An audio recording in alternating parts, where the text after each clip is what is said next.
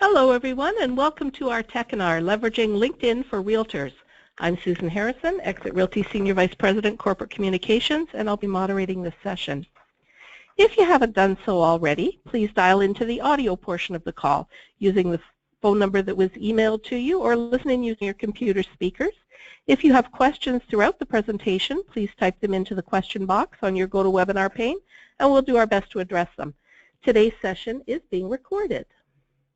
You wanted to know more about how to get the most out of LinkedIn, and we listened.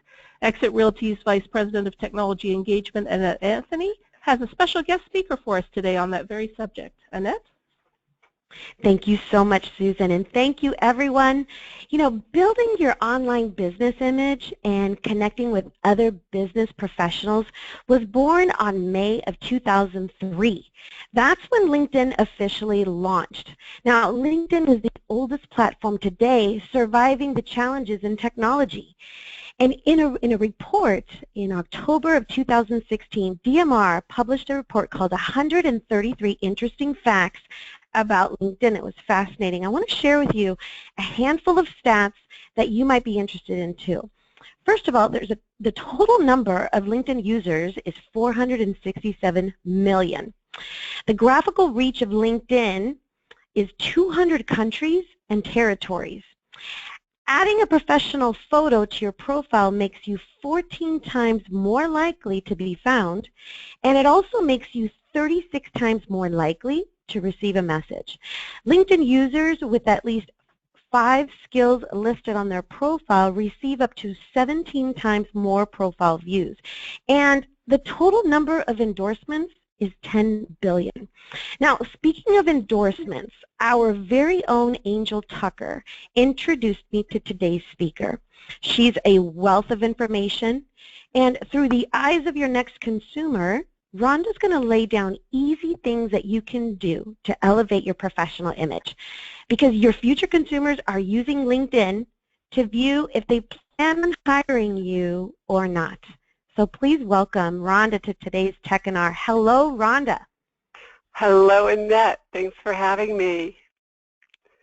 So let's get started. Today, what I want to share with you is why LinkedIn is so important for people in the real estate profession. And I love this slide that says, what's this LinkedIn? Is that Facebook for old people? Well, today, what I'm going to share with you are, number one, why do you need to be on LinkedIn? I'm going to talk about what your profile must contain. I'm going to talk about how to create that very, very important credibility, how to make the connection. Many people want to know, do I need the paid version or can I just use the free version of LinkedIn? I'm going to talk about LinkedIn groups, privacy settings, and I'm going to talk about Pulse, which is the publishing platform of LinkedIn. Now, one of the questions that people ask all the time of me, especially the realtors, are, well, why do I need to be there? One of the things that I have found is that when a prospective customer is going to look on LinkedIn and find you, they're actually looking to they'll find one of 4 types of profiles.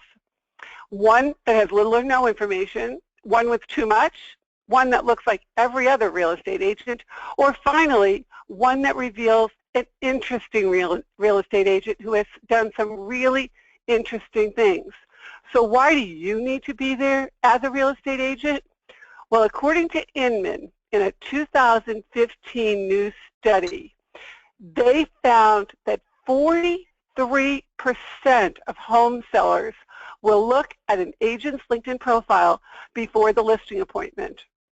In fact, I did a presentation for a large group of real estate agents and asked the question, has anybody ever lost a listing out because of their LinkedIn profile?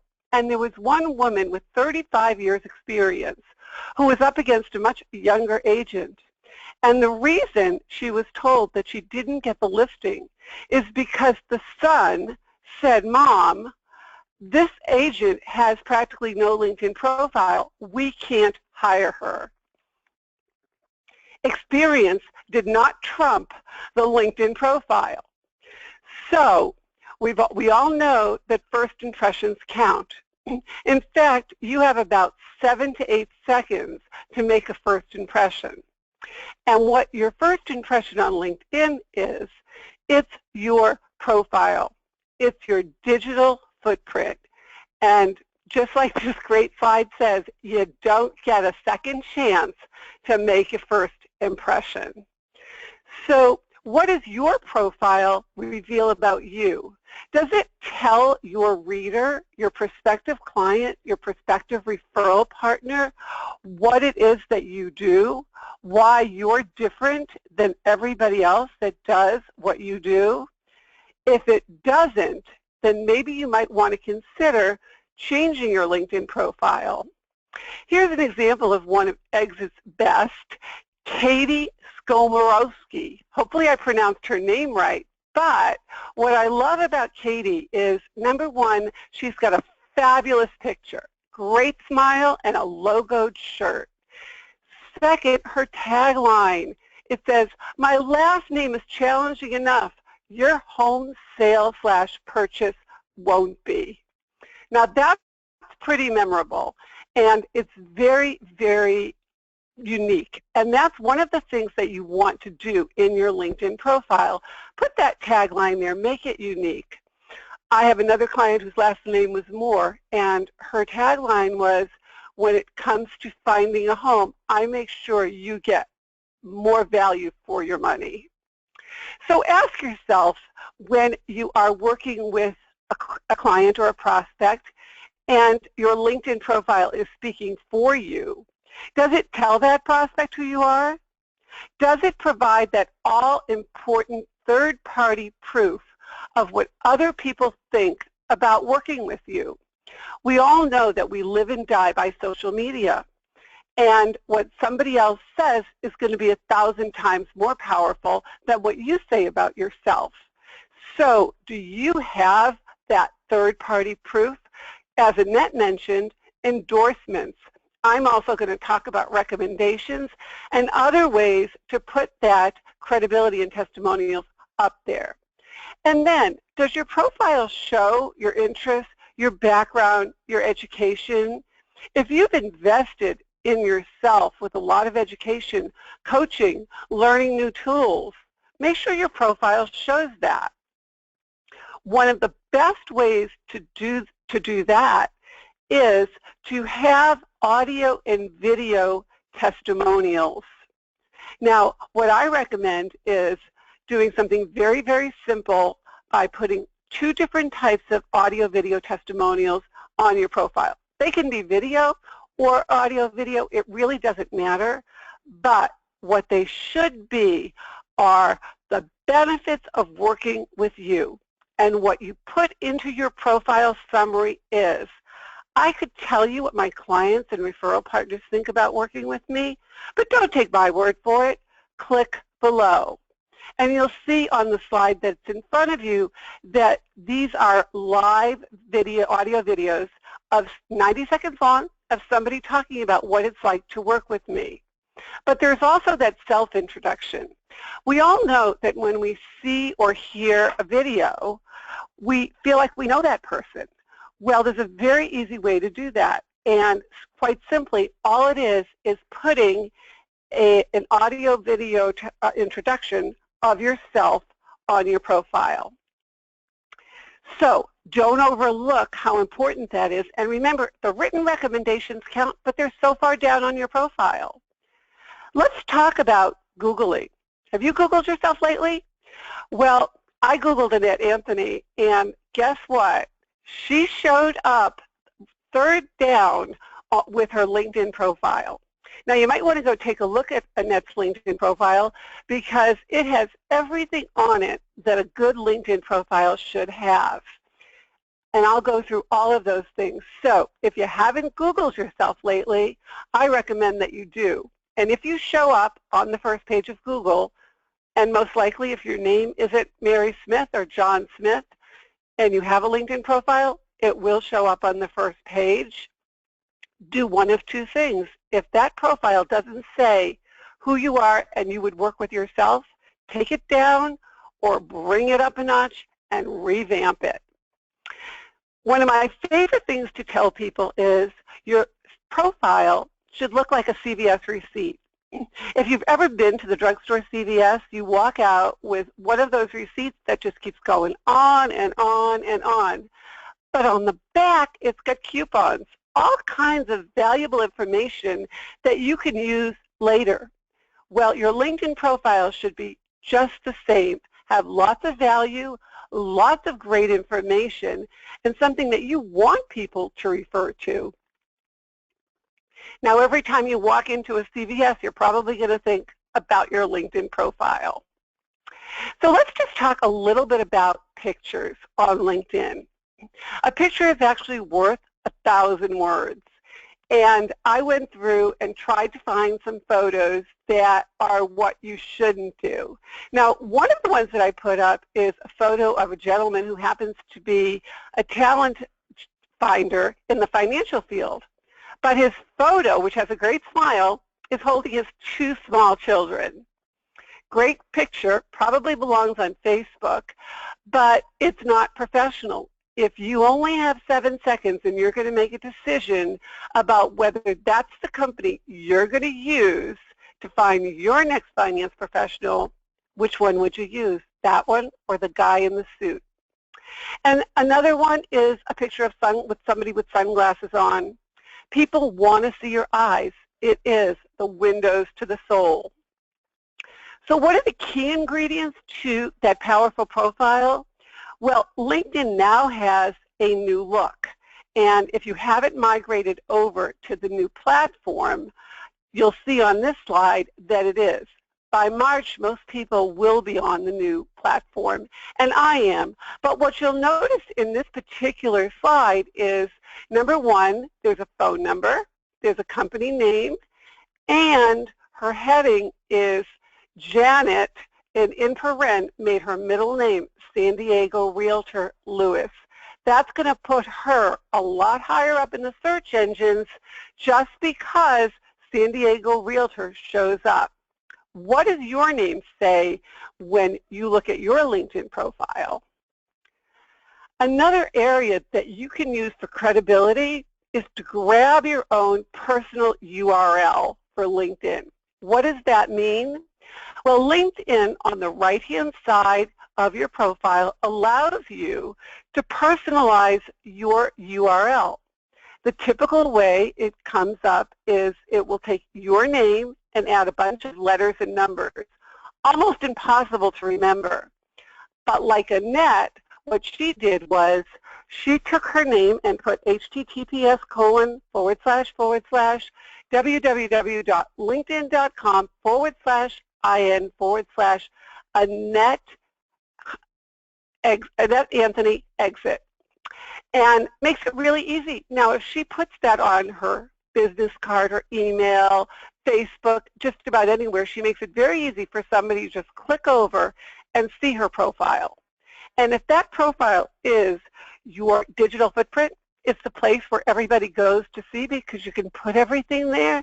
Make it easy for them to click over and get there. You also want to make sure that in that background picture, you make it easy for people to know what you do and where your expertise lies. Now, in the case of John Pike, he happens to be a recruiter in the real estate industry. So if you look at his title, it'll tell you his name is the Talent Genius. That's how people know him. And right underneath, it'll tell you he's a high-performance sales recruiter, a sales hiring expert, a #1 best-selling author. And right above that, it says, contact me for a free assessment. So you want to make it really easy for the people that go to your profile. So let's just talk for a minute about what your profile summary should contain. Number one, always first person, and identify to your audience who your ideal client is. Let people know what makes you different from others that do what you do. Talk a little bit about your background and your areas of specialty. And in that summary, it's really not about you, it's about what you can do for the people that are coming to read your summary, to look at your profile. So that's why the audio, video, testimonials, and introduction are so important. Number one is at the top of the page, and number two, it gives somebody a way to get to know you before they pick up the phone. And most important, your contact information. Why do you want to put your email, your phone number, your website into your LinkedIn summary? Because if somebody is not connected to you, they would probably not have any way to reach you. So you want to make it really simple. Put your phone number, your email, your website. And if you don't want people having your cell number, go get a Google phone number. You can just Google how to get a free Google phone number and put that there. It will also be a great tracker for you, because if you're not giving that phone number out anywhere else, you're going to know most likely the people that called you found you on LinkedIn. And finally, a call to action. That could be anything from click here to book a consultation with me using any one of the schedule services, or it could be something like get your free report. You could even use it to send them over to a landing page if you have something there that you want them to see. So your LinkedIn profile needs to be 100% complete. LinkedIn has defined that as a profile that has a professional photo, a professional headline, a summary with 3 specialties, at least 3 recommendations, and I recommend more. One of the things about recommendations is if you've received 10 recommendations, make sure you've given 10 recommendations. People look at the number that you've received and the number that you've given and keep them current. Your education history, your current employment, and 2 past employment positions. There's a lot more you want to add to it, but that's what LinkedIn says makes it 100% complete. In terms of optimizing, now really, honestly, most people will not go look for their real estate agent on LinkedIn. That's the truth. When people ask me, well, if I do my profile, will people find me? Probably not if they're searching for a real estate agent, but they will look you up once they know you. So you want to make sure that you do everything you can in the event that they do a search with keywords that best describe you, your work, your experience, what makes you unique. And a great keyword is the name of your city and the word real estate agent. For some reason, Google likes that better than the word realtor. So the next question that often comes up is, how do I build my network? How do I get to that magic number of 501 connections? Because if you've ever looked at your profile, it says 500 plus. Well, 501 is what is considered to be a good number of connections. But how do you get that? Well, one way is you can upload from your email provider, but let me give you some caution with that. Don't click the button, because what LinkedIn will do is automatically send the default message that says, I'd like to add you to my LinkedIn network of everybody that is in your contacts from your email provider. So be very specific and send personalized messages, and I'll talk about that in a minute. But who else do you want to connect with? Well, you want to connect with people that you've worked with in the past, your classmates, but think about who has your client but is not competing with you. Maybe that's the estate planning attorney. Maybe that's the divorce attorney, the mediator. Maybe it's the CPA. Maybe it's the financial advisor. You want to connect with those people, and you don't necessarily have to know them. You just have to send the connection request in a way that they will accept it. And the first step to that is the complete profile. So my recommendation is that every day connect with 3 new people. Now, another great way to build that connection pipeline is to go offline. How many of you go to networking meetings, go to chamber events, go to social events, parties, your church, any place that you go? after you get to know somebody and you go through the nice to meet you, possibly let's exchange cards, you can go one step further. And you might say, I'm on LinkedIn, are you? And if they don't know what it is, it gives you an opportunity to share. And if they are, what you can say is, I'd love to connect with you on LinkedIn. Can I send you a LinkedIn request? Remember, they say everybody knows 250 people. That's the number of people that will show up at your wedding or your funeral. So why not, after you've met somebody, scan that business card into your CRM, send them a LinkedIn invitation. And I live and die by this. If you wouldn't do it offline, don't do it online. Watch your netiquette.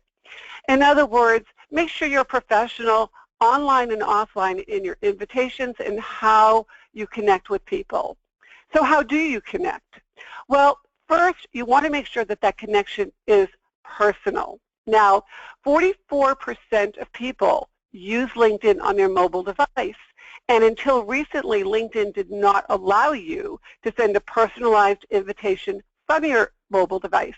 You now can do that. There's on your screen 3 little dots. You click on it, and it will say personalized invite.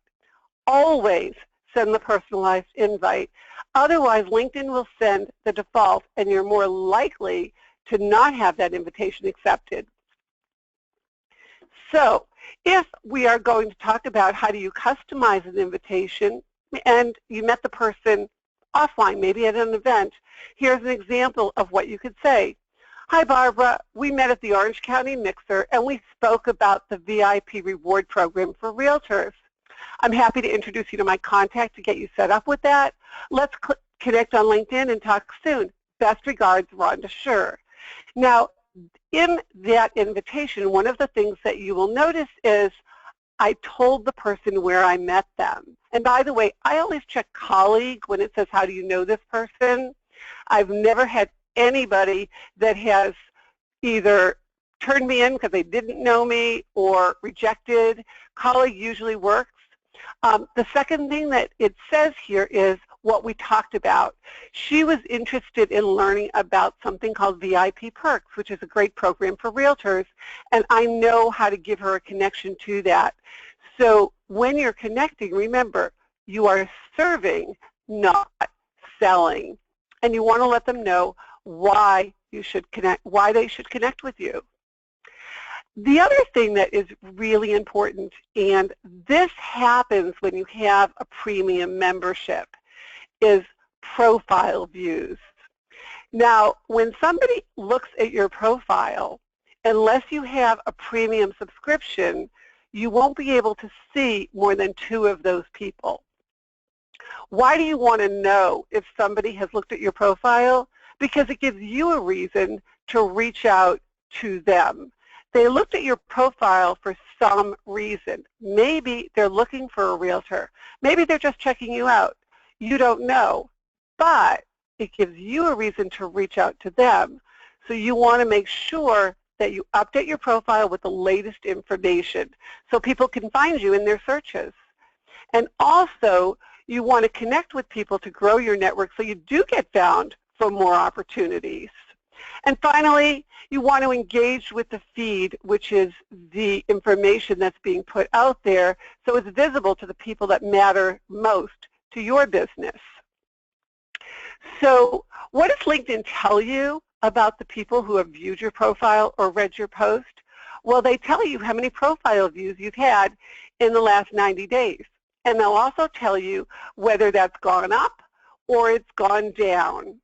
And if you are paying for the LinkedIn Premium, imagine that you have 725 profile views in the past 90 days. Now, if some of those people that have viewed you are already your connections, but you haven't spoken to them in the past few months, the past year, what a great opportunity to reconnect and say, hi, Annette, I noticed that you looked at my profile. We connected a while ago. I'd love to catch up and learn what's happening with you. Here's a link to my calendar. Let's schedule 15 minutes. Looking forward to talking with you. Best, Rhonda. What a great way to fill up your calendar with people that you're already connected to that maybe you can help, or they may know someone that's looking for the services you offer. So, talking about posts, well, posts are two things. That is either an update, that little box that's above your name, where you can post something about what's going on, or Pulse, which is the publishing platform. And that I'm going to talk about in a few minutes, but LinkedIn, again, will tell you how many people have viewed your post, and you'll also get to see how many of them liked it and shared it. So when someone has viewed your profile, what I do is I click over, I look at their profile. And if it looks like somebody that might be a good strategic partner for me, maybe a center of influence, maybe it's somebody that I just want to get to know better, I would send them a message that sounds something like, "Hi, Shady, I noticed that you viewed my profile and we share 21 mutual connections. It would be great to connect on LinkedIn and learn how we can be a resource for one another. Please let me know a good time to call. Best, Rhonda." Or maybe I put in a link to my calendar. "Let's schedule a call. Here's a link to my calendar." You want to make it easy for people so that he will now be a first-level connection instead of a second because he viewed my profile. So let's talk for a minute about posting and sharing using Pulse, which is the publishing platform of LinkedIn. One of the really great features about Pulse is you can now put video in there. Imagine creating a video and putting it in the middle of your article. You can also put in your article a call to action, which will take somebody over to, maybe it's your landing page, maybe it's to download a free report, maybe it's to book an appointment. You want to do it on a regular basis, and my suggestion is that you do it closer to the beginning of the week than the end of the week. Post and share regularly. If you happen to see something that somebody else wrote and you think it would be valuable, just click and share. LinkedIn makes it really easy for you. And on your profile, you'll be able to see the number of people that have done that and all the other posts that somebody has published. So what do you put on Pulse? Well, you post content and you position yourself as an expert. And it doesn't necessarily have to be about the topic of real estate. It could be about anything that you think would be valuable to your readers, because people will start following you. You don't have to follow just the people that you're connected to. The average article on Pulse reaches 21 industries in 9 countries, and 45% of the readers are in the upper ranks of companies in positions like CEO, vice president, and manager. If you're not publishing on Pulse, you're missing out on probably one of the best ways to create credibility. And if you find another article that somebody else wrote and you want to connect with that person, what a great way to pick up the phone and say, "I found your article, I thought it was great, and I'd love to learn more." In fact, here's a little tip that you might enjoy. If you find somebody that has written an article and maybe it links over to a podcast series that they have, why not pick up the phone and call and ask, "By the way, I saw that you interviewed several other people in the field of accountants and financial people. Are you looking for somebody to interview that's an expert in real estate?" I did that simply by finding HomeSnap and followed up, and the next thing you know, I was doing a podcast. You can do that too. You want to do everything that you possibly can to get your name out there with great information. So they say a book is judged by its cover. Well, the title of your Pulse article is probably going to dictate how many people read it. I'm going to give you the top 4 titles of the most read posts of 2016. My question for you is, if you saw this title, would you click and read the article? How about 11 Secrets of Irresistible People? Well, over 719,000 people viewed that. What about Why the CEO Will Never Hire Another Salesperson? Over 490,000 views. and 2,500 almost comments. Wow. Keep in mind, everybody that's viewed and commented are people that you can reach out to. Race together, 3 reasons behind Starbucks failure.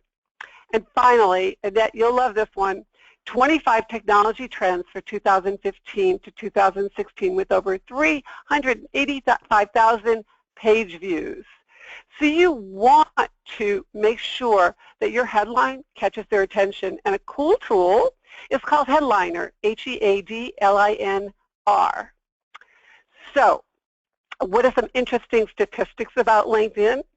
Well, since they launched the new mobile app, LinkedIn has seen a lift of 30% in daily users. In fact, they say the average user will spend about 17 minutes on LinkedIn, and a 40% lift in the engaged feed session, but most amazingly, 240% growth in messages sent, with more than half of their 450 plus million members interacting with messages on a weekly basis. So, are you sending messages?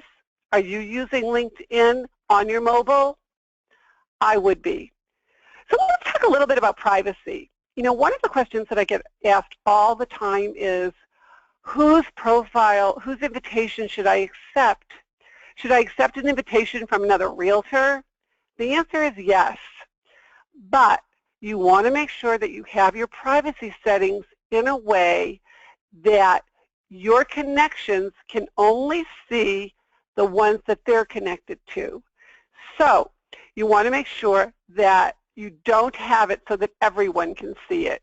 You can either make it so that only you can see them, or your connections can see who they're connected to. Your choice. Now, why is that important? Well, remember we talked about that we know that when you're going to a listing appointment, there's about a 43% chance that that owner who's interviewing you is going to look you up on LinkedIn. Well, if you're connected to the other agent that they're also interviewing, you can bring your iPad with you, show them your LinkedIn profile and say, I know you're probably interviewing Mary Smith. I think she's great. In fact, when you give me the listing, one of the first things I'm going to do is I'm going to give Mary a call because we're connected, and I'm going to let her know about it because she may have a buyer before we even put it on the multiple listing service. So you made yourself look like you like her, you know her, and you share with her, but you have it all together on your profile. And the other thing that's pretty important is what other people viewed on your profile. And by the way, all of this is found under privacy settings. So when it comes to what other people viewed, well, let me ask you a question. If they're looking at you, do you want them looking at every other real estate person that is like you? Because LinkedIn is very accommodating. They tell you people also viewed. And you know what? It's not, they can find them all by themselves. I just don't want to help them to find the other people that do what I do. Do you want them to find the other real estate agents? All you need to do is click the button that says, should we display viewers of this profile also viewed box on your profile? Say no. So let's just talk for a minute about the paid versus the free version. LinkedIn is migrating over to a new interface. If it hasn't done it yet for you, it will soon, and it will look like the mobile version. Well, the mobile version no longer allows you, it never did actually, but your new desktop, which looks like your mobile, doesn't allow you to do the advanced searches. It also doesn't allow you to tag anymore. Tagging is when you put people into categories and are able to sort them. It doesn't have the contact management system either. So why the paid version? Well, with Sales Navigator, it gives you back a lot of those capabilities in terms of searching, saving leads. It's very, very powerful. If you intend to be on LinkedIn and you want to know who's reading your articles, and looking at your profile, you want to be able to save leads, you want the paid version. It's about $59 a month two types of the paid version, Premium, and then there's what's called Executive or Sales Navigator. I recommend Sales Navigator. The only difference between the two is with the Premium version, you don't get all the searching of Sales Navigator, but what you do get is access to the training platform called Lynda, lynda.com, which LinkedIn purchased.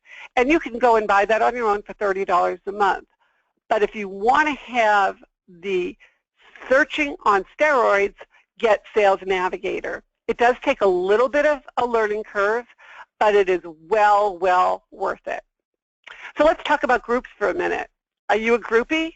Well, according to the Social Media Examiner, if you're a real estate agent, you should look for groups within your industry or ones that target your niche market, but not ones that have so many members that you get lost in the shuffle. I also believe that you should belong to groups where the people that have your client but are not competing with you belong. So lots of groups for divorce attorneys, and I would do it geographically. Lots of groups for HR people. Do you do relocation? Go get into some of those groups that have human resource people. Some will require permission to get into the group. Others,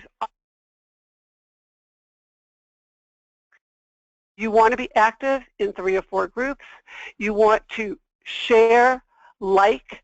You want to make sure that you are very active. You can get into up to 50 groups, and then there are subgroups. But here's a great idea.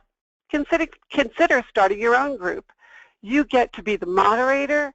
You get to be the person that invites, and they will start to look to you as a resource.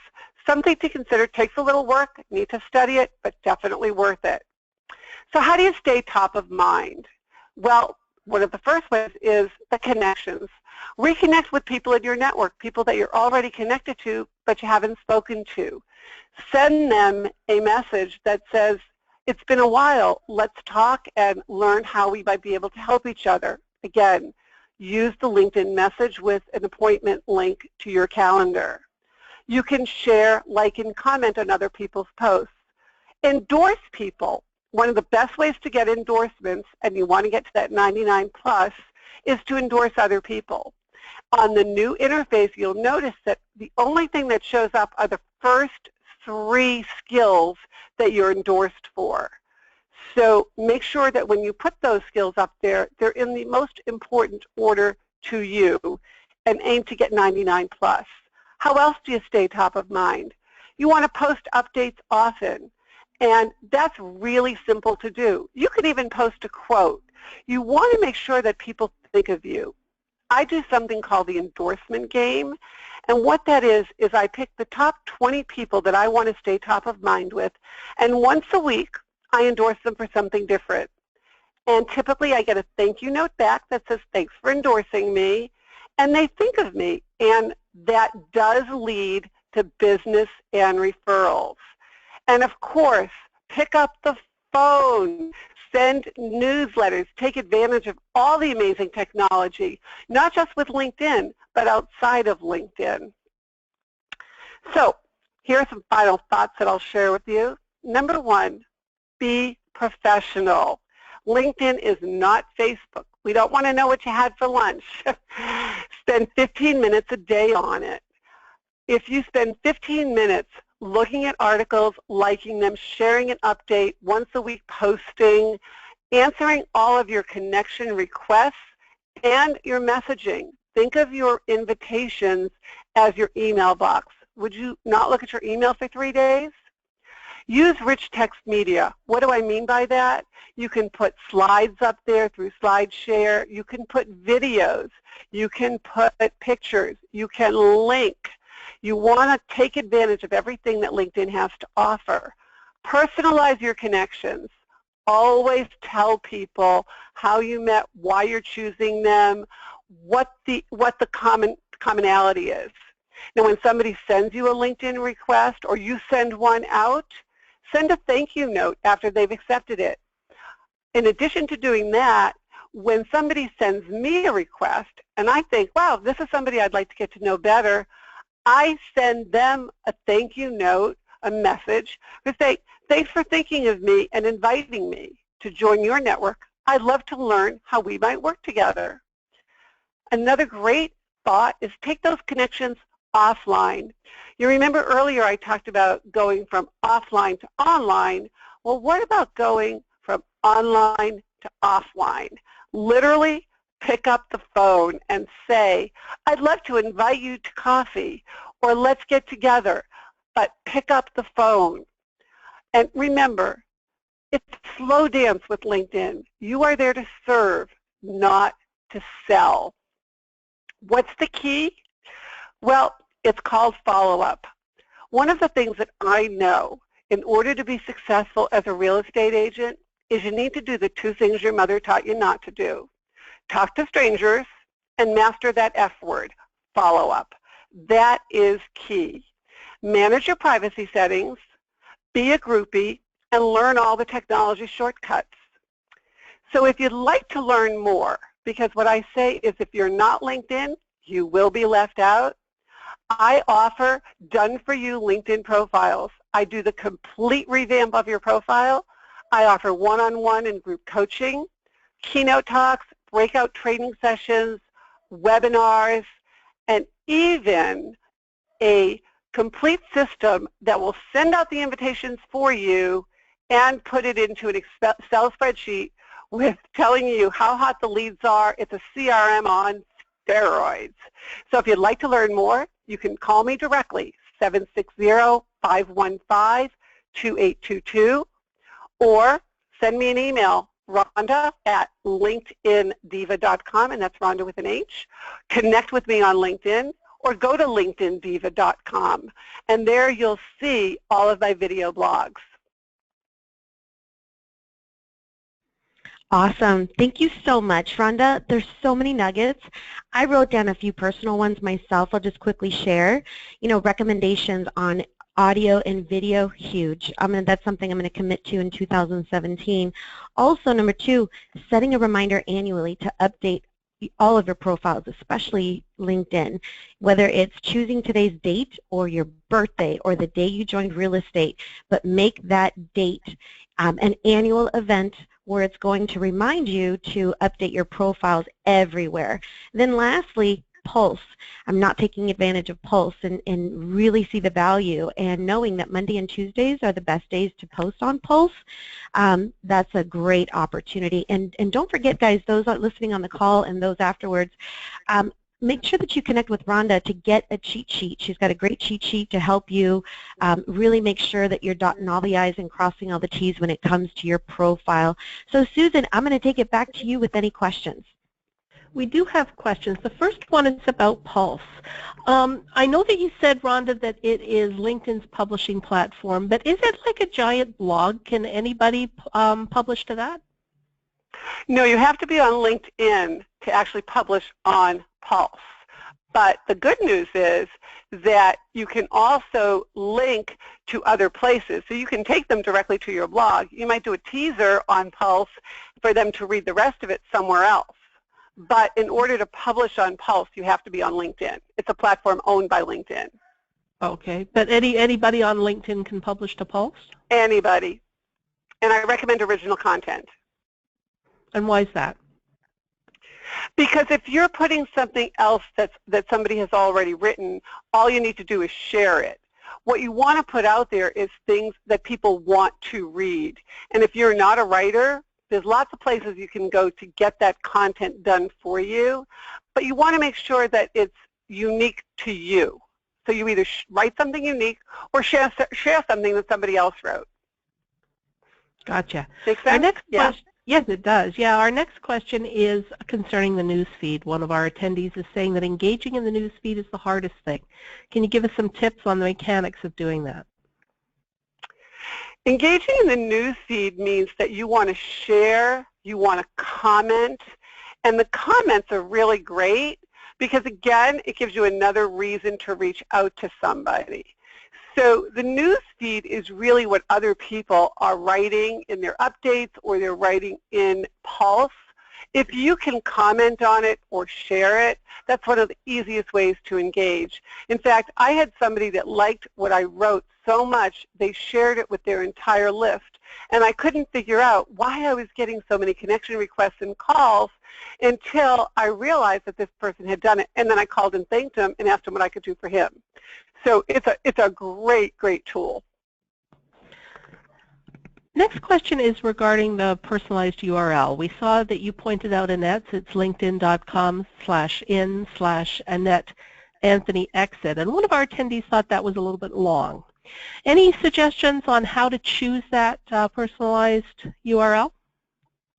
Anything that will make people remember it. So if it's taken, just like a domain name, LinkedIn will tell you.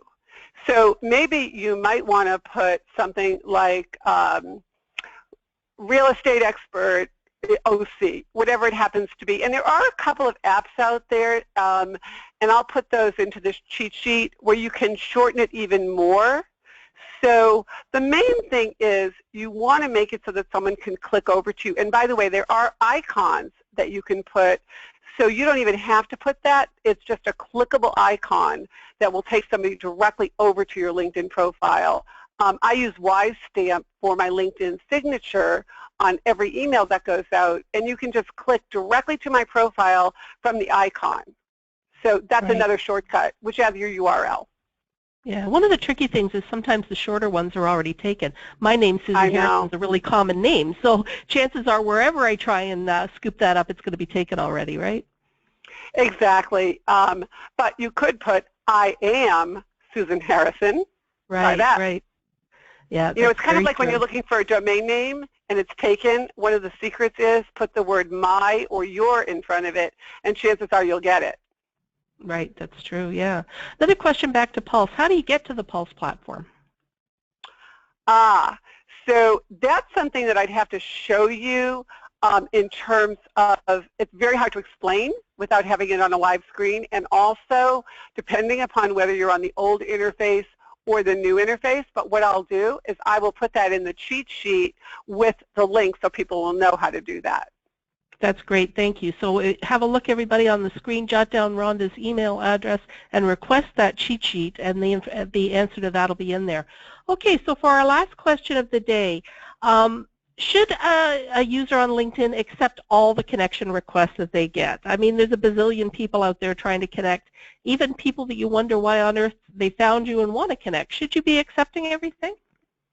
No, I wouldn't accept everything, but here's the guidelines that I go by. Number one, I look at their profile and I look if it's complete. Does it have a picture? Does it tell me who they are and what they do? And if they're not from a foreign country that I can't pronounce and it's pretty empty, I wouldn't accept them.